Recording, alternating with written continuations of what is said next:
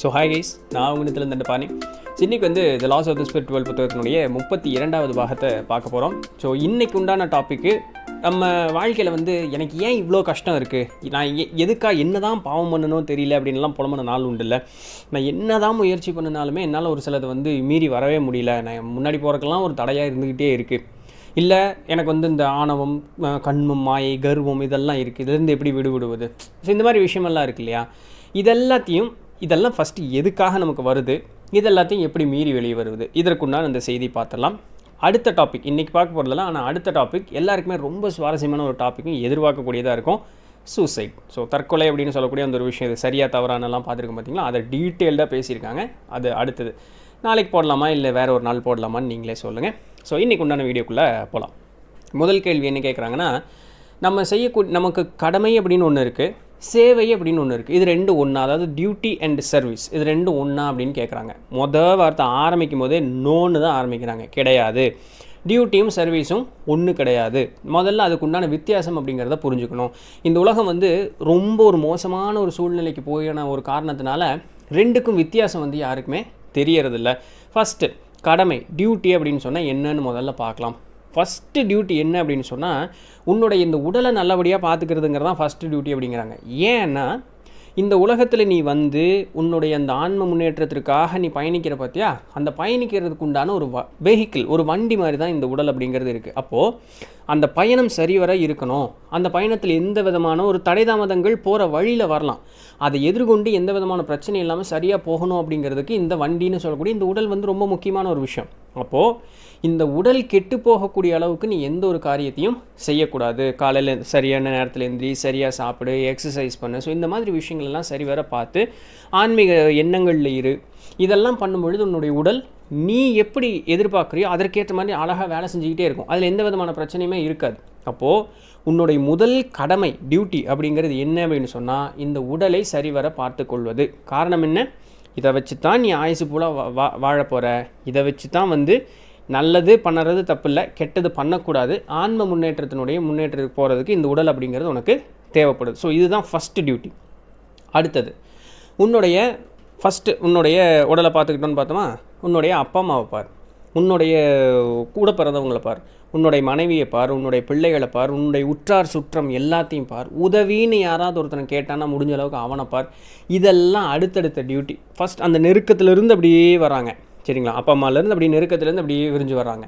இவர்கள் எல்லாத்தையும் சரிவர பார்க்க வேண்டியது அப்படிங்கிறது முதல்ல அடுத்த டியூட்டியாக இருக்குது. இப்போது எங்கள் அப்பாவுக்கும் அம்மாவுக்கும் நான் உதவி செஞ்சேன்னு சொல்கிறோம் இல்லையா, இந்த ஹெல்ப், உதவிங்கிற ஒரு வார்த்தை பழைய காலத்தில் கிடையவே கிடையாது.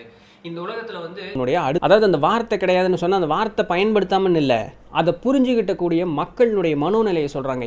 ஒரு உதவிங்கிறத அவங்க அது உதவினே கன்சிடரே பண்ண மாட்டாங்க, அதை தங்களுடைய கடமை போலவே செய்வாங்க.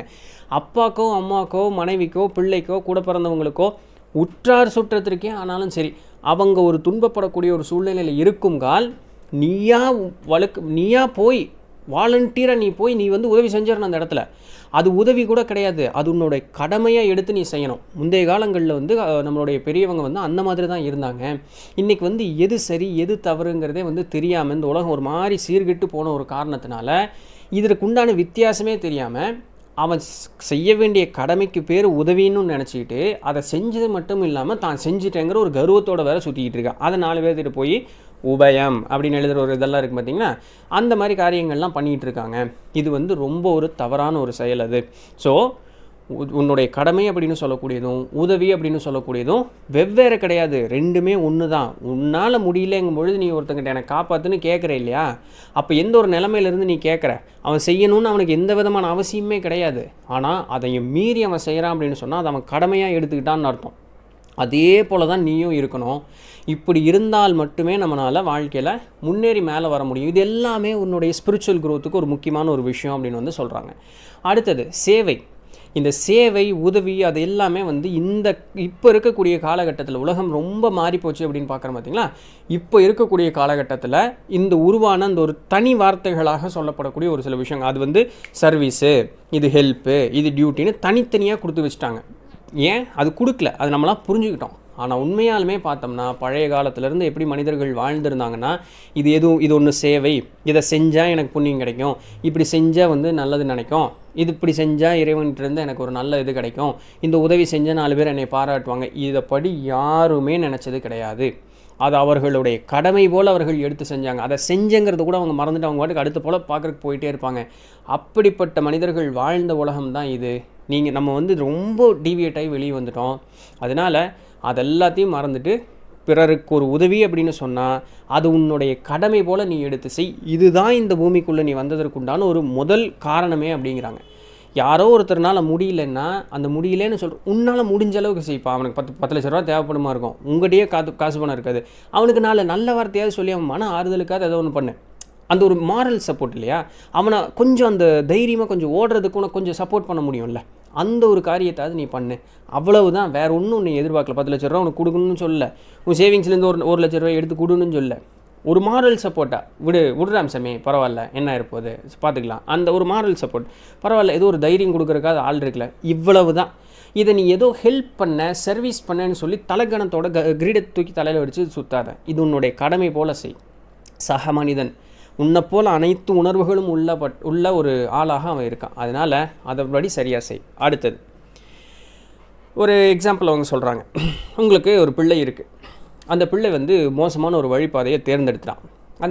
இது ஒருத்தங்க கமெண்ட் கூட கேட்டிருந்தாங்க, வழிபாதையை தேர்ந்தெடுத்தான். அந்த தேர்ந்தெடுக்கும் பொழுது பெற்றோராக நம் கடமை நாம் தவறிவிட்டோமா அப்படின்னு கேட்டால், அந்த பிள்ளையை வந்து நீங்கள் சரிவர வளர்த்திருக்கணும் ஃபஸ்ட்டு விஷயம்.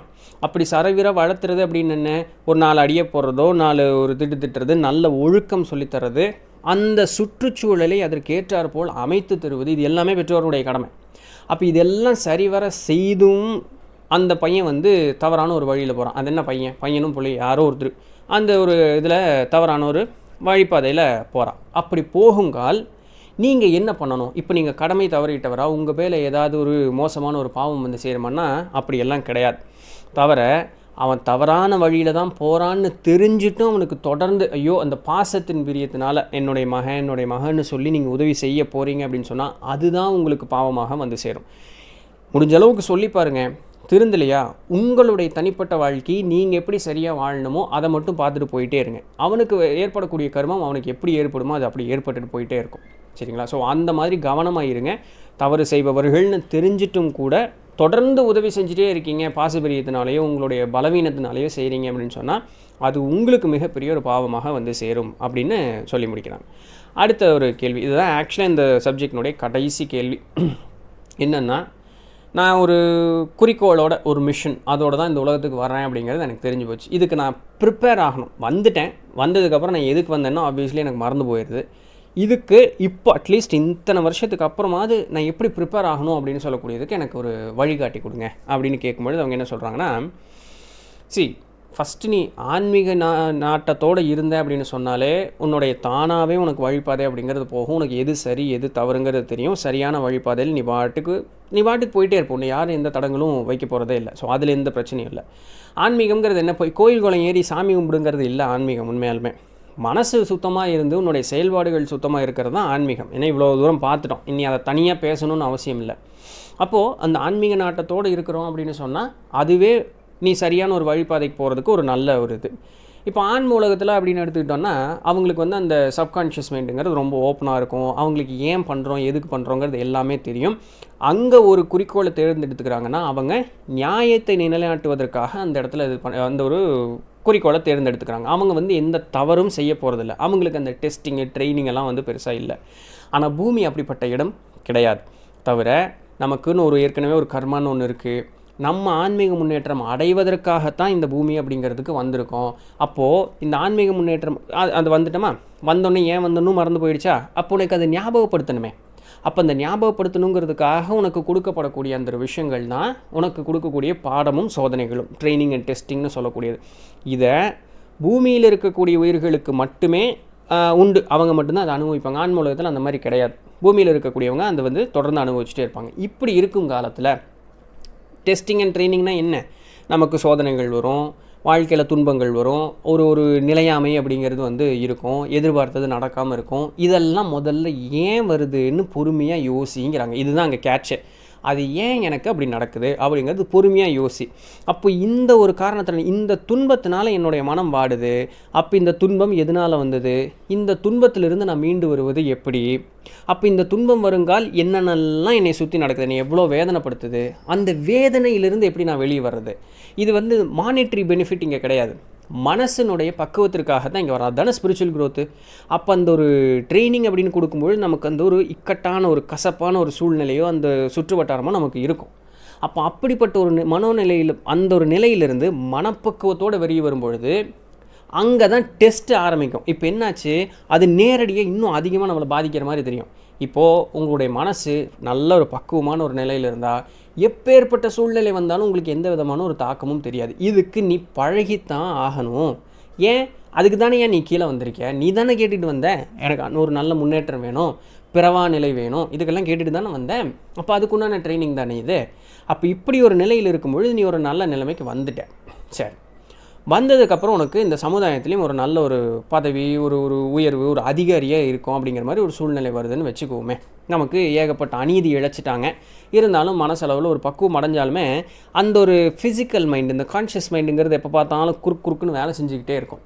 அப்போ உனக்கு ஒரு அதிகாரமோ ஒரு சக்தியோ கிடைக்கும் காலத்தில் உனக்கு நடந்த அநீதிக்கு எதிராக நீ செய்யணும் அப்படிங்கிறதுக்காக தவறான பாதையை நீ சூஸ் பண்ணிக்கலாமா, illegal or immoral ways. So இந்த வார்த்தையை தான் அவங்க யூஸ் பண்ணுறாங்க. இந்த ஒரு இதை நீ தேர்ந்தெடுத்துக்கலாமா, நீ ஏன் மனசாட்சி தொட்டு சொல்லு, பண்ணலாமா, நாய் கடிக்குதுங்கிறக்காக திருப்பி நம்ம நாயை கடிக்கிறோமா, இல்லை. அங்கே தான் நம்ம சரிக்கிறக்கூடாது. நம்மக்கிட்ட ஒரு ஒரு பெரிய ஒரு அதிகாரியாக இருக்கலாம், லஞ்சம் வாங்கிறது, பிறரை துன்பப்படுத்துறது, இல்லை தனக்கு ஏற்றார் போல் சட்டத்திட்டங்களை ஏற்றிக்கொள்வது, இந்த மாதிரி காரியங்கள்லாம் பண்ணும்பொழுது கடுநரகில் வீழ்வார்கள் அப்படிங்கிறாங்க. அவங்க மேல்நிலை வருவது அப்படிங்கிறது ரொம்ப கஷ்டம். அந்த சப்கான்ஷியஸ் அவங்க கூட பேசவே பேசாது. அந்த ஒரு ஸ்பிரிச்சுவல் க்ரோத் அப்படிங்கிறது அவங்களுக்கு இருக்கவே இருக்காது. ஸோ எந்த நிலை வந்தாலும், அதான் சொல்லுவோம் இந்த டைலாக், எந்த நிலை வந்தாலும் வந்த நிலை மறவாதேங்கிறாங்க. பார்த்திங்கன்னா அதே நிலைப்பாட்டிலே இருந்துட்டேன்னா நீ உயர்ந்து மேலே போயிட்டே இருப்பியே தவிர நீ கீழே வரமாட்டேன். உன்னுடைய வாழ்க்கையில் எத்தனை துன்பங்கள் வருதோ அத்தனையும் உன்னுடைய ஆன்மீக முன்னேற்றத்திற்காக தரப்படுவதை அன்றி மற்றபடி வேறு எதுவுமே இல்லை. ஏற்கனவே நம்ம முன்னாடி பார்த்துருக்கோம், நம்மளால் முடிஞ்ச அளவுக்கு தான் துன்பம் நம்மளுக்கு வருமே தவிர அதற்கு மீறி ஒரு காலத்துலேயும் வராது. அப்படி வரும் காலத்தில் நம்மளை காப்பாற்றுறதுக்கும் அந்த வாக்கின்னு சொல்லக்கூடிய அந்த ஒரு ஹையர் ஸ்பிரிட் நம்மகிட்ட வந்துடுவாங்க, பிரச்சனையே கிடையாது. அதனால் இது யாரோ ஒருத்தர் நம்மளுக்கு தர துன்பம் இல்லை, நம்மளுடைய முன்னேற்றத்திற்காக நம்மளே கேட்டுட்டு வந்த ஒரு வரம் தான் இது ஆகட்டும். இதெல்லாம் எதுக்கு நடக்கிறதுன்னு ஒரு கன்சல்டேட்டடாக யோசிச்சோன்னு வச்சுக்கோங்க. ஒரு வார்த்தையில் சொல்லணும் அப்படின்னு வச்சுங்களேன், அகங்காரங்கிறது உடைக்கிறதுக்கு, அவ்வளோதான். ஈகோ, அதை உடைக்கிறதுக்கு தாங்க இத்தனையும்.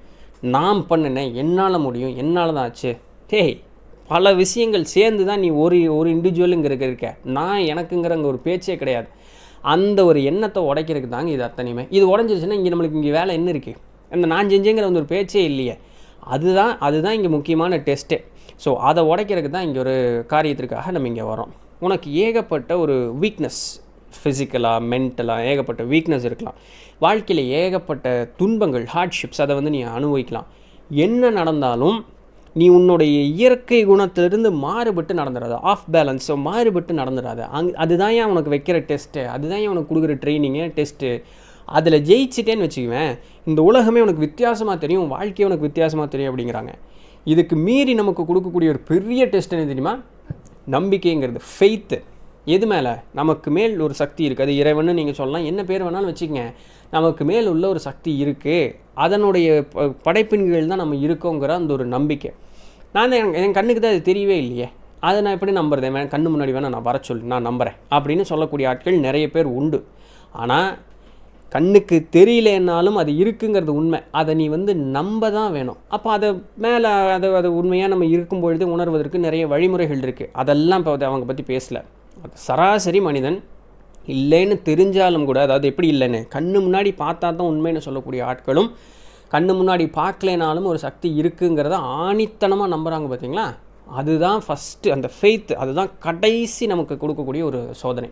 இப்போ இந்த உலகத்தில் இறைவன் இல்லைன்னு சொல்லக்கூடிய ஆட்கள் நிறைய பேர் இருக்காங்க. ஆனால் நல்ல மனுஷனாக வாழ்ந்துட்டு இருப்பான். வாழ்க்கையில் அவனுக்கு எல்லாமே நல்லதாக தான் நடக்கும், அவனுக்கு புண்ணியம் தான் சேர்ந்துட்டே இருக்கும்.